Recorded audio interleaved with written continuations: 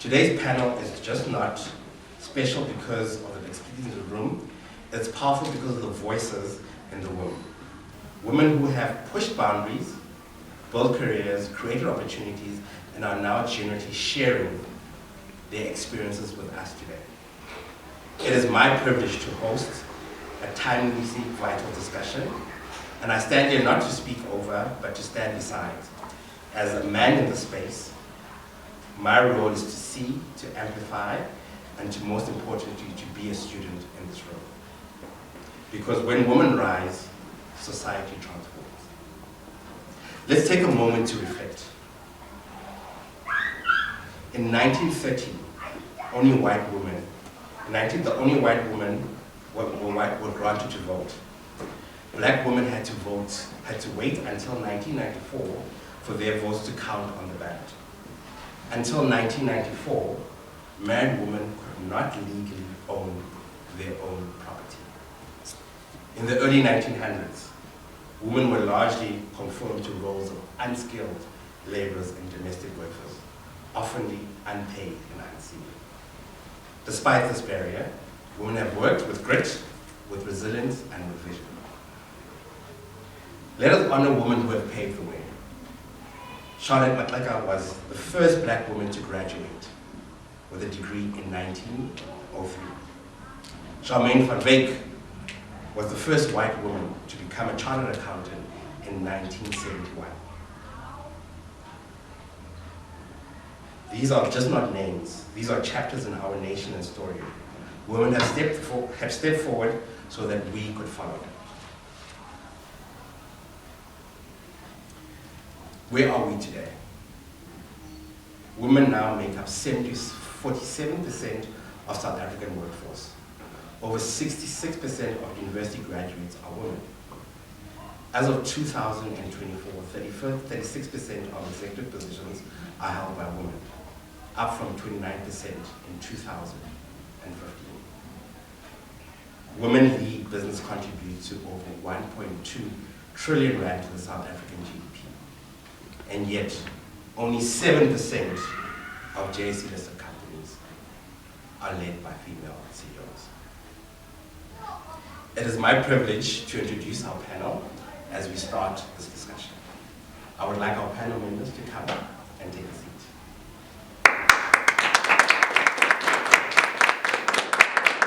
Okay, my name is Tanvi Topini. I am the research analyst in the financial sector with 6 years of experience now in that role, and I also run a business on the side. Been a Toastmaster for 6 years, over 6 years now, because I'm 6.5 years.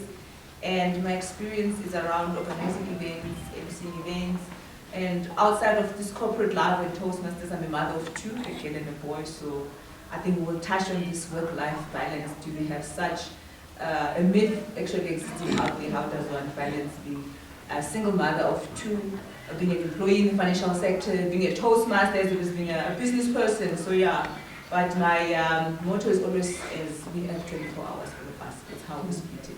And that's me.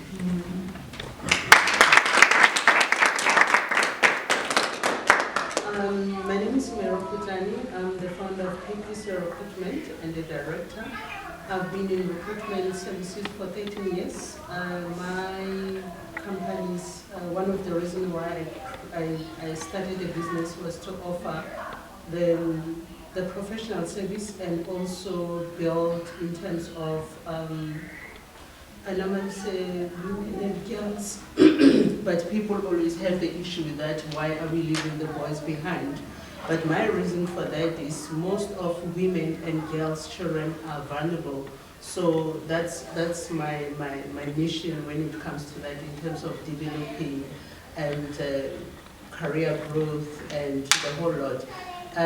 I've joined Toastmaster last year in November.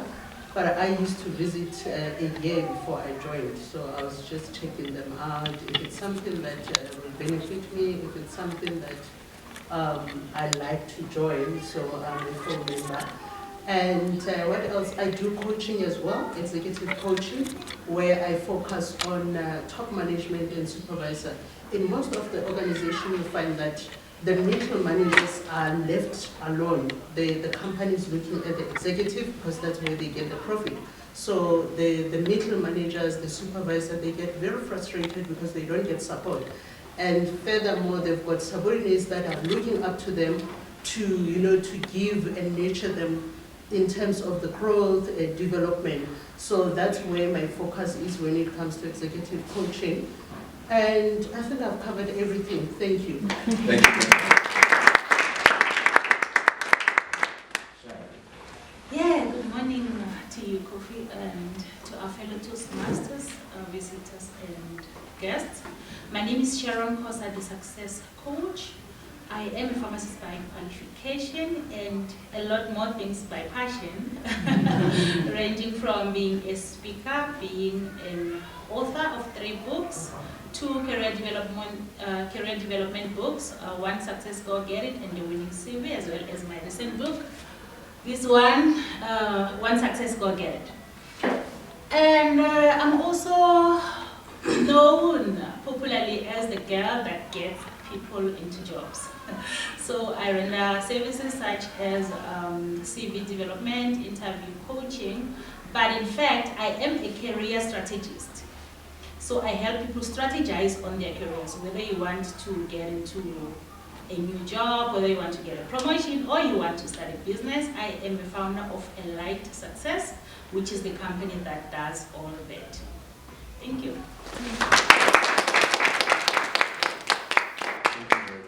Sharon, I'm going to start with you. I find this pharmacy thing and this transition very interesting.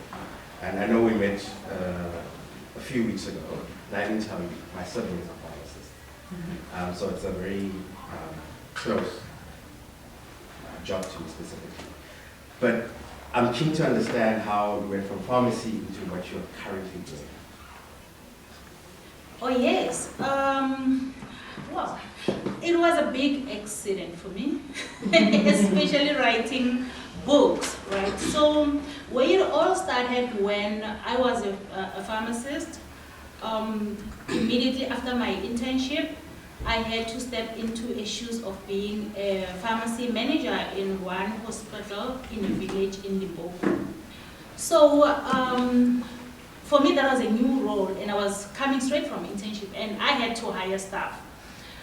So now, with no experience, I started collecting CVs of pharmacists, and nothing made sense to me, even though the role was new, and I didn't have experience in that field. When I collected the CVs, they were not speaking to me, and I unfortunately couldn't even do the shortlisting because the CVs were just so horrible, and I had to shred all of them. And after shredding them, I took that experience and I said to myself, I am going to start helping all of my family members with their CVs, because I quickly realized that a CV can be a stumbling block from getting into your dream job. So I helped everyone. I started with my father's CV, did the CV, did my uncle's CV, my aunt's CV, my younger brother's CV, and everybody's CV. And all these people were getting jobs. And I got sick and tired. I was like, you know what, I don't want to do CVs anymore. Because then, shortly after I ran out of family members, I started doing everybody's CV. Like, whoever will come to me and say, please help me with my CV, I'll help them. And they will also get jobs. So I got tired and I didn't want to do it anymore. So I started writing down what I called a newsletter. And that's how I got to write my first book, which is The Winning CV. At the same time, I was writing a book on interviews, just to help people, how do you prepare for interviews, which was actually the secrets that I uncovered when I was helping people prepare for interviews and helping them with their CVs. So I wrote it down. So that's how I wrote my first 2 books, The Winning CV and Job Interview Success Secrets. This particular book is the one that I wrote intentionally, Want Success, Go Get It. But unfortunately for me, instead of having less customers coming to do their CVs with me after I wrote my books, I started having more. So up until today, I still help people do their CVs. But the biggest thing that happened for me, and it's something that I don't get to share a lot, is I in fact invested in property before I wrote books, before I did everything. And for me, how that transition took place is by going out. Literally going out to different places. Stop just going to work and going to parties. Go out to a different environment. So I went to go attend business seminars, and that's where I got my property coach. So coaching for me was the biggest element of my success. And before I got a coach, before I invested in property, I had wanted to invest in property years before, and without success. Actually witnessed a lot of my acquaintances losing money in property because I myself was too scared to do it without proper support. So when I got a coach, that accelerated my success. From the time that I enrolled for my coaching to the time I invested on my first property, which I made over 100,000, was 6 months. But this was a dream that I had for years. So getting a coach, getting out of your regular places, go and interact with different people that are not in your profession, because generally my friends will be pharmacists. But when I went out to business seminars, then I started having different kinds. I started having doctors as friends. I started having engineers, different kind of people, business people. And that is what accelerated. For the job that you're applying for. So, but as experts in recruitment, we have to make sure that we get as much information as we get. Previously, we used to type for them or be on the phone with them. So what we do now, we have to tell them what to do, and they put it on the CV because of COVID Act. So we are no longer allowed to do that, you know. So the CV is the most important thing for you to get an interview. Then you get an interview, you have to be coached before you go for an interview so that you pass the interview, because some people are like, oh, I'm getting interviews, but I don't get the job. What is happening? You need to be coached. You need to be able to answer the question properly. Because I always say, I fight with lots of IT guys, they'll say, no, I don't need to be coached. I'm ready for an interview. They go to the interview, they come back, they are not successful. And I always say to them, you know what, it's not about what you know, it's about how you answer the question during the interview. You know, so that's the point that most of the people miss when it comes to preparation of the interview, which is the most important thing to get that job that you want. So on that, how do you prepare candidates for interviews? How should they go about preparing for interviews and expressing themselves in interviews? All right. We've got a couple of templates that has got the details of do's and don'ts, but most of the people, they don't read them. They don't read them. So we have to we normally, like say 30 minutes or an hour, but we normally put it 30 minutes because people are busy. So we'll just go through the CV, the job spec. Did this person do? So what are the key do's? What are the key Oh, the key do's is do research about the company, understand your job spec, be able to answer the question based on the job spec in your CV. For instance, somebody they will ask question about a certain project. And because they are in the interview, this person has done a lot of projects, will be stuck, you know. So some of the question, situational question, where you have to answer, what did you do, what had happened, how did you solve it, and what were the results. Okay. So you find most of the people, they say, okay, this is what happened, and this is what I did, what were the results. Because the client is looking for somebody that can solve their problem. They want somebody that will be able to be there. And if something happened, they don't have to run to their manager. There's certain things that they can do by themselves. So that's one of the most important things. Okay. Yes. Okay, thanks. And then you mentioned you run your own recruitment company and you have employees that you employ, right? Yes. When you interact with them, what are the key things that you look for when you want to employ people? You know what? I change every now and then.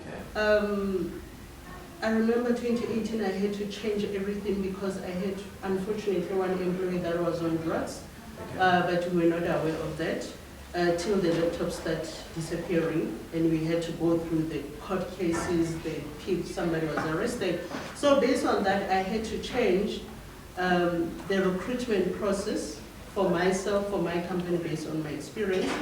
I also check people, of which it's a bit uncomfortable, especially male. I'm sorry, I'm not discriminating, but I find that most of the challenges that I was having in my business, I had most challenges from the male consultants, not the ladies. So the recruitment is, when I recruit, my process is I've got my own questions that I ask, the personality as well, the attitude, you know. So the attitude is the most important thing in my business because I'm dealing with clients, I'm dealing with other people. So if your attitude is bad, then it's a big problem for me. I once had a lady who was an accountant. She had honors of accounting, and I remember I was very skeptical to employ her, and I ended up taking her. She was good when it comes to business development, but her character was bad. She was not even greeting the security in the building. And everybody was saying, who's the new boss now? I'm like, what do you mean? That girl doesn't greet people. The reception lady was asking why this girl is not greeting people. And I'll ask, why you don't greet people? She'll say, no, I'm not here for them. And I said, what if you fall and these people are here, what's going to happen? She'll say, we'll see when that happens. And that was the bad, she was good with her work, but her attitude was not aligned with our job, our vision, you know, we are family. And so those are some of the things that I check as well. The personality is very important in our industry. Thank you very much. Tandy. Yes, sir. Solutions analyst. That's IT, right? Yes, sir. Okay. How does one become a solutions analyst? Oh, wow. Very interesting, actually. Solutions analyst is formerly known as systems analyst. So the company that I work for, we like title. And not just us, I think the banking sector is like that. You know, they will give you a glamorous title and you're like, oh, what am I going to do here? So solutions analyst is systems analyst. Obviously, how does one become there? You study IT, which I studied later on in the journey, by the way, but yeah, you study IT. My undergrad was a BBA degree, so my major courses were finance and investment. And then I did that finance for about 4.5 years, and eventually I was like, I need to do something different. Then I find myself as a systems analyst, now called solutions analyst. Okay, so this is very interesting, I guess, from a pivoting aspect. So how did you move from the investment analyst aspect into, I guess, this solution systems analyst role? I guess I found myself at the right company, at the right time. And I got a right manager. Yeah, everything just worked well for me. So I had done the profitability analyst role, which is your investment in finance, for about 4.5 years. And I remember in 2017, I said, you know what, I'm so done with all this. For those other finance people, the forecasting. So in March, you do a 3+9, the forecasting for 9 months of the year. By May, you do a 5+7 to say, okay, the 7 months, how do you? By the time September comes, you're 9+, you're like, oh, can the year finish? You know, so I was over this finance and decided, you know what, I want to change my role. Going to the job portal, like all of us do, to go look for a new job. And I got this glamorous role that I saw in the global business transformation. I'm like, oh, I love this title. What did I say about companies that give it out? I'm like, I love this title. Funny enough, when I got into an interview, they're like, you know what, we're actually looking for industrial engineering. I saw it. Duh. I went to a portal that you're looking for industrial engineer, but I'm here for the job. And I saw the task and something I could deliver, you know. They wanted 6 Sigma as well. Going to first interview, they're like, okay, you come for the second interview. Went in there, also successful assessment and everything. They're like, we will take you in this new role of global business transformation consultant with no experience, but we're giving you a lateral move. There's no money. So it was that tough decision to say, okay, is it money you're looking for, or is it a career change you're looking for? And at that time, I was like, I'm done with finance. I want to change the job. So I went into this role with no increase in that year. Because I also had just come from maternity leave. I'm like, you know what, I'm glad that I'm not going to go back into those numbers. Let me just go and try do this role. And fast forward into that role, eight months later, they changed the title of the role to a process engineer. I'm like, come here, I'm an engineer. I'm an engineer now with no engineering qualifications. So that's how I changed the role. I guess key for me is wanting that change, and secondly, get a manager or a head of department who's willing to give you an opportunity to change. So that's how I found myself in process engineering, and from there, then I transitioned into systems analyst. Also with that, I went into the job portal and look for a new job. When I go into that team, they're like, okay, we can see you don't have IT, you've got just this analyst experience, but what you love about you is your willingness to learn. They're like, we'll teach you systems. If you've got the analysis crafts and you know how to do this, we'll teach you systems. And I was in the year 2020, February 2020, when I then find myself into this IT role. 2 years later, I was like, shucks, girl, you're doing this IT and systems, but you don't have a qualification for it. Yes. So in 2022, I then went and did my postgraduate in IT management and recruitment course, just to couple up with my experience so that I become the strong analyst. So that's how I found myself. Okay, cool. So one of the key things that you obviously mentioned is just put yourself out there. Yeah, that's correct. The worst is no, and the best is you succeed. Mm-hmm. You know? You've put it very well, and all I'm saying is sometimes it's what if it's a yes? Yeah. Because most of us are scared of, I can't change this, I cannot put myself out there. What if I go there, they don't know me? And what if I go there, I fail? What if you go there, you make it? Yeah. So that's where I am now, because I pivoted my career all the way from finance into IT. And most of my colleagues, they used to say, how did you get there? How did you get here? You know, with all the finance background and all that. Like I said, I was 2 years in the role before I went and studied IT, already doing the role itself with no qualification. But it's a matter of availing yourself, be willing to learn, and yeah, man, just get your hands. IT, we work in systems, you know. Yeah. And has all this changes been the same organization or different? It's one organization, but obviously it's different departments. You know, and sometimes when I sit down, I'm like, people talk about the culture in organization, but that varies according to department that you go in. What I've learned is, if you go to a certain team and you find that they've got a different culture and ways of doing it, is being able to adjust to it.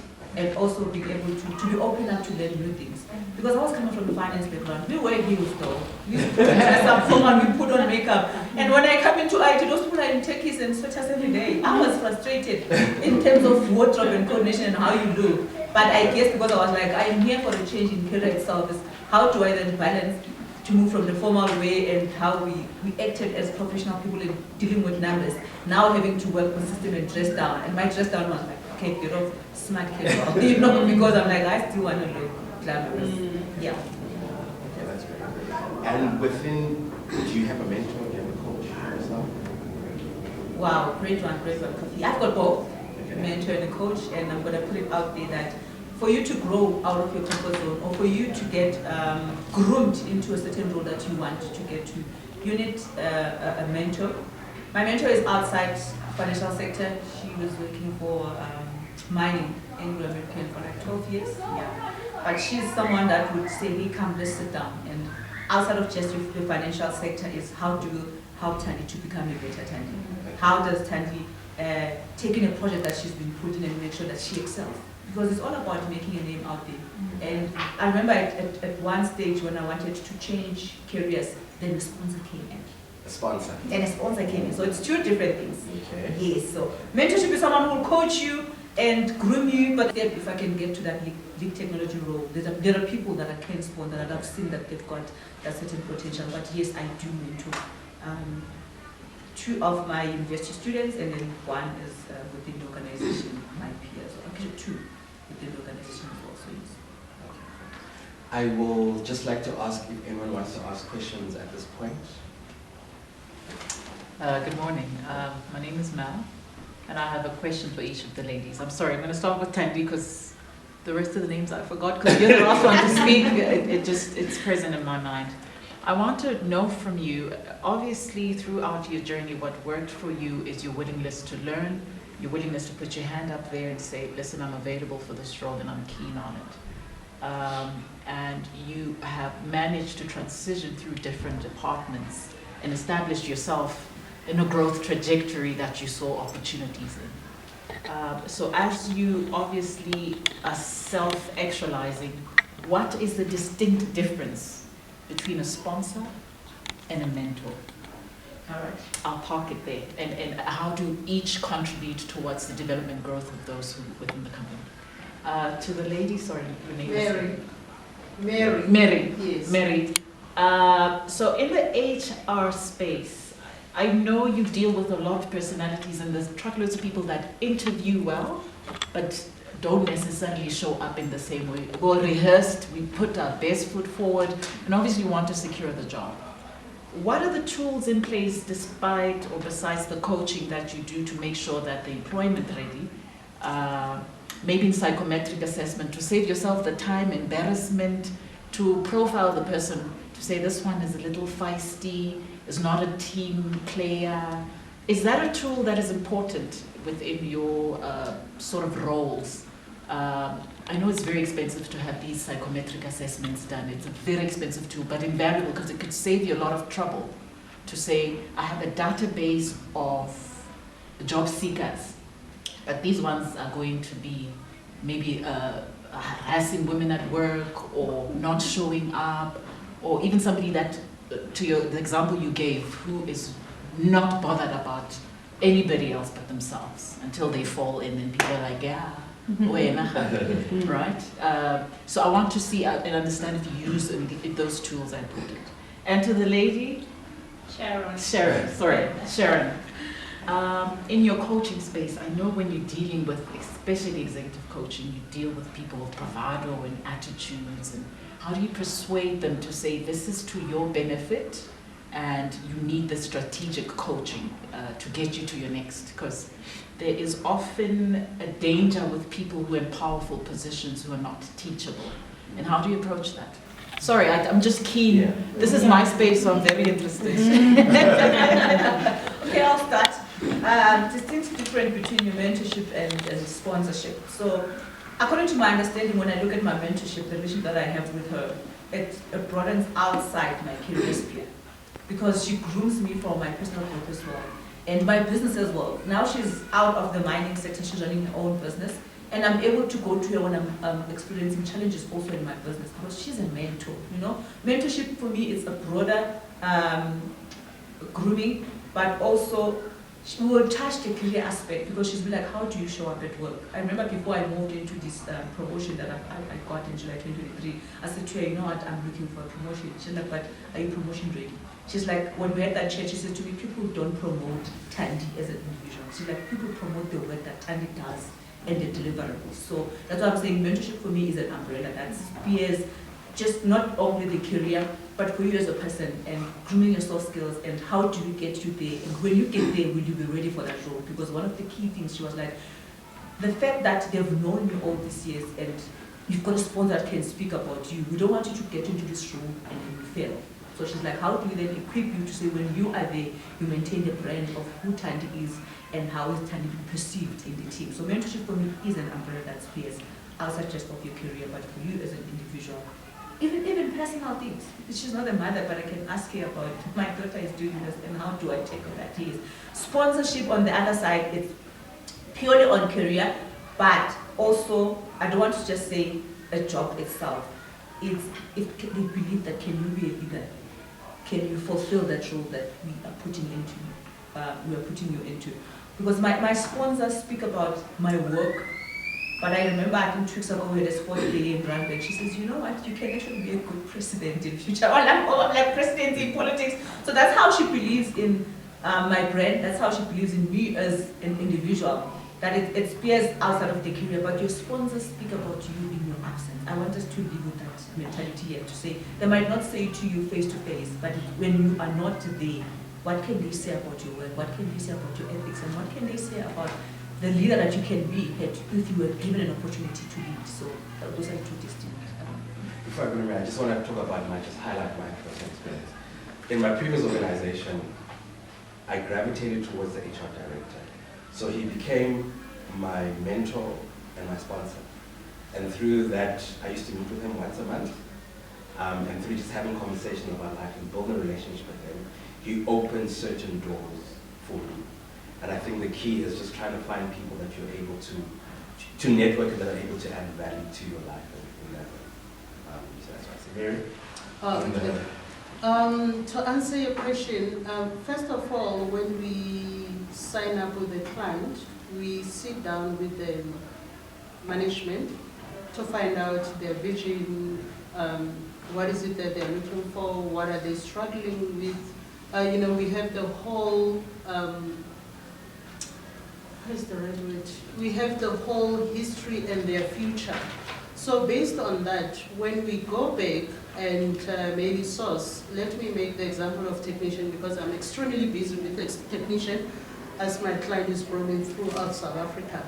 So for instance, with technicians, they are lower level, so we don't do assessment or psychometry. However, we do polygraph tests. The reason for polygraph test, you have seen the crime, the statistic of the crime has gone up. One of the reasons was because this technician, remember they are the one that is installing the tracking device, so they work with the criminals. And when these criminals, maybe they say, okay, we want to hijack this car and just got 20 million and what, how do we dismantle that, So one of the main things that we do in technician is to do polygraph tests. And we also interview them based on the client's expectation. We also have our own questions that we ask and the personality test as well.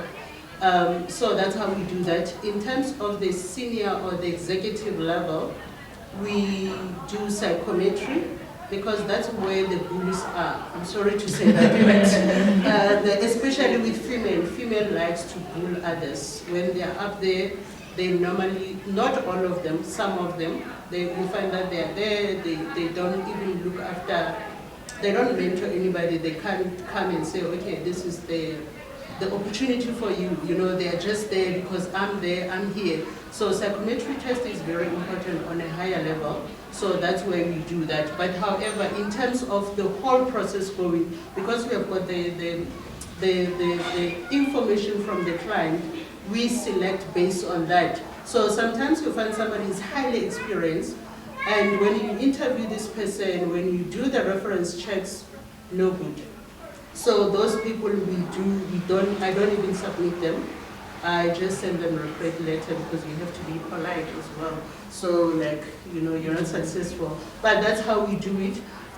It can be quite challenging with roles like technicians. Technicians, they can present something, and when they get to work, they are different. They even pass the polygraph test. So it's a bit of a challenge. Right now, I had one in Bloemfontein last week. There was something else. So we learn as we go. It's something that we constantly learn. We constantly has to change our approach as well. We constantly have to, because some of these people, I speak to them on a personal level, just to get how they think and, what is it that, they want and where they want to go. So based on that as well, okay, the technicians, when you're dealing with them, this is the story, this is how you get the information, this is how you do. The high level, when you deal with them, this is what you do, and this is how we get the information. Some people, I don't even interview them in the office or on the phone. I have to invite them for coffee, like I was doing the legal advisor. Clients wants 10 years experience, admitted attorneys. Those people, you can't talk to them on the phone, hey, I want to interview you. No, you have to have a meeting with them, have a coffee maybe, News Cafe or Morning Side, wherever, and you sit down with them, then you get more information because they are relaxed, they feel respected, they don't have to go to your boardroom and sit there like they're small kids being interviewed. So it's all about personality, how you get information to serve your client better, because remember the client is paying us. So those are some of the things that have to be changed every now and then. And because we are working with different industry, you also have to understand each industry. Like in my space, I was talking to Kofi yesterday. I don't do IT. There's a gentleman who specializes with IT. When IT roles come, we give it to him, He's good at that. He's brilliant. He knows all the systems. So, you have to know your strength and work on that and develop yourself as well. As at the moment I'm doing AI, I've missed my class today. I'm doing AI, and one of the reasons I've just started it, but so far it has opened my mind in terms of IT. Some of the languages that I'll see on the job spec, I couldn't understand them, but now that I've started it, oh, okay, last year we had this, the client was looking for BI, and this is what they do, and you know, so it's all about developing yourself, developing your team as well, and learning, meeting clients, and also the relationship with your client is very important, because when there are projects coming, they will tell you like, hey, you know, we're going to have this project, it's so big, it's for Cape Town and what. So you start preparing yourself, you know. So those are the most important. Who's already spoken about me, and I have to do less of the talking. So what kind of a network do you have? Thank you, ladies. Thanks. Yeah, thank you very much, Sean. Thank you for the question. Sean, do you have a question? Yeah, and I'm gonna follow her example, and I think it goes to everybody, and it's a blank. I would love an answer from everybody, but it's a blanket question. Mary actually touched on this. AI, right now I'm entrenched with AI. I'm like, it's my thing right now. I wanted to find out, how does it affect, I don't want to say affect, but how has it impacted your jobs in terms of, some people are using it to be a bit more productive, others are using it to sort of cut corners, and others feel like it's hurting their potential to grow within their jobs because they could be replaced by AI. But my question to you guys is, how has it impacted your jobs or your field of work? Okay, it has, because instead of doing 1,000 CVs that you take 5 hours, with the system it's short, you know, you can do that within 20 minutes. That's number one. Number two, there are challenges of AI. I think you remember the story of, what do you call this company in 2014 where the system was biased towards a female applicant that was only taking male, because the system has been fed information for 10 years to say all IT people must be male. So it has to be discontinued because of that. So those are the disadvantages of AI. However, now they're trying to make it to be more accurate. But there's another thing, that it can never be accurate. When it comes to attitude and personality, AI cannot detect that. So that one has to be done by us human. Hence I was saying, oh, you're not doing my thing. I wrote the presentation about AI. So saying that people saying AI is going to take your job, especially in HR. There are certain things that has to be done. Sometimes it's not about, like as Tandy was saying, you're not listening to what I'm saying. I am, as Tandy was saying. Because I see you pointing. No, don't worry, Okay. I'm listening. As Tandy was saying that she got the roles that she was not experienced and qualified for. So your attitude, your personality, that AI cannot detect. But in terms of labor, it has actually drastically reduced how we do the shortlisting, the matching. So it has really, I really like it for that. Okay. Other ladies? I'll go for it. I also loved it for optimization, because being in the IT system sector where we used to test manually, so most of the testing there was done manually. And with the bit of AI implementation, and I'm saying bit, being cognizant of the fact that we're not fully AI. I think all of us are speaking AI, but we're not there yet. You can see we're fully utilizing AI. So we've automated some of the testing in the lab center. The remaining one now is where the physical cache is involved, where people are now forced to go there because the device itself needs to detect that there's a real node and before they can pass their testing. But any other ones, the automation team, they've already automated that testing and people can work from home. So for us, it helps with reducing costs. I mean, you know, when people are at work, it's costly for the companies. That's why most of us are still working from home until now. Okay, I'm one of the lucky ones. Since 2020, I'm at home. Because it reduces your cost. For me to be there, they need the lighting to be on, they need the water to be working. I'm printing even things I do not want. And and I'm doing coffee in the kitchen. So if I'm at home, they're saving a lot. So when you look at AI and automation, it's like saving those costs, saving those papers that you need to do in the office for manual testing and sitting down and doing Excel. If you automate most of the stuff, then you save time, then you save the cost as well. Okay.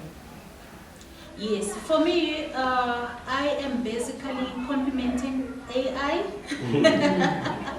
Yes, and most often I work with people that have been failed by AI, because a lot of people tend to think that AI is everything and you can just allow AI to do everything for you. But when it comes to personal development, AI cannot do it for you. You have to go out there, you have to go into a course, you have to be trained by somebody, you have somebody to show you the other side of the coin, and that's a coach. So for me, You're enhancing it. yes, it has advanced me, but as well I am complementing it. So I do use it at times. It's not my favorite thing to do, but whenever I do, I make sure I complement it, because I still believe that I am more brilliant than AI. Hey, hey. Love that. I'll give you an opportunity. But does anyone want to comment on the AI aspect of things? You can bring it around. I'll come to your question now. I think Okay, cool. I also had a comment on Okay, AI. cool, that's fine, sorry. So the other day AI got upset with me. I didn't know the experience. Does your AI have a I name? know what to run to SU.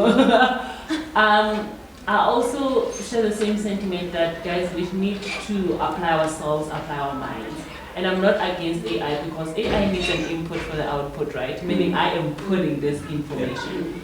We have courses at work that teaches you to research in a correct way or prompt it in a correct way. So I am for AI, but apply yourself fully in what you want, and it makes life easier, because I hate documentation, guys. But just to record and say blah blah blah blah blah blah blah blah, paraphrase, put it in a nice format, bullet point this and all that, and then my document is ready. And I take credit for that, because it's me that put all the input there. So I am for AI, but there was a time where I was asking it for something like, no, I mean this, and it was like, I'm tired of you, I can't answer you today. I'm like, okay, so we are smarter than AI. AI is not replacing us. So, yeah. And on the other hand, like, I want to create a financial model. I'm like, Sean, I don't need you, let me go to AI. And maybe that's what Sean is saying. No, for me, sorry, just to chime in on that. For me, what it has done is, I know that you will go to AI to get a financial model. I'd rather create a product where you can go and pay a little bit, because AI might not give you what you need, but I've got a platform for you to go in at a reduced rate, where Sean will charge you 2,000 Rand for a financial model. I sell you access to a system that will get you the financial model that you need at a fraction of that. You are likely to shift towards that, as opposed to, being frustrated with AI where it's telling you no. So that's the other side of making AI work for you if you are in a professional setting.